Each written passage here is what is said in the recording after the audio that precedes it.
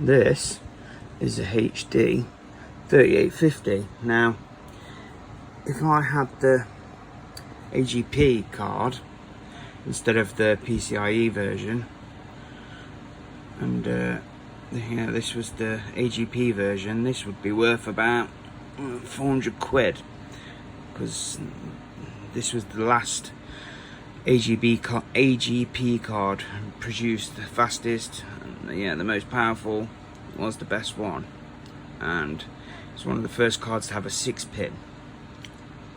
So yeah, I should be uploading this onto my YouTube, just because it's a rare thing they didn't make very many. And not long after they made this, they brought out the newer version, which was the 3660 or the 3870, I believe, was after this. So yeah, she works perfectly, spot on. I wish I still had the original case for it, but sadly no. Yeah, she's in mint condition. This is, bless it. It's had a long life, but if you can tell, look, it's got a little bit of, obviously it's gonna have that sort of wear there, but she's mint. Right, look at that.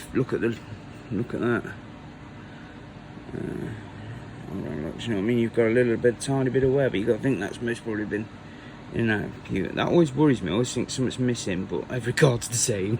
I don't know whether that's designed to go in last. That's a power pin, so I'm assuming that's a positive. So they want that not to connect until all the other ones are connected. Bit useless information. Yes, because it's in a different place on the other side. If we trace it there, that is a thingy. That's a negative then, so they want the negative to be last. To complete the circuit. That's the most, I suppose that's the safest way of connecting it. If we look on the back, China, in the words of Mr. Taco, Mr. Taco Man, China. What else have we got that we need to read? Here we go. Here's the important. Hope if I put it the right way. It's nice having a better camera now. Here we go, HD3850. This is a 512 version. When they started producing cards for the next generation, I believe they brought out a 1 GB version of this, I believe.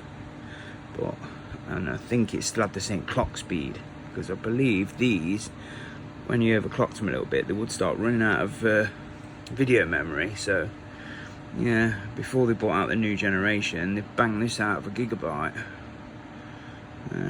I think this should have a chip on it that converts AGP video into PCIe, like they used to call them cross chips, or was it crosswire chips or something? Like they'd use like AGP cards in a PCI slot, and it had like a chip, an extra chip on the board that would make it usable on a PCI slot, and then vice versa. And then when they first started bringing out PCIe cards like this, and a lot of AGP cards were still being produced, they'd bring out converted AGP cards that had a PCIe slot, but they had a bridge chip. That's what it's called, a bridge chip, that would bridge it from one version of to the other.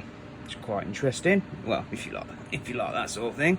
As you can tell, double DVI, and obviously S-video, which no one ever used. If anyone could leave me a comment and tell me what it was like using S-video. Did that go into a normal TV, or was it, because I think it was mainly an American thing, I think.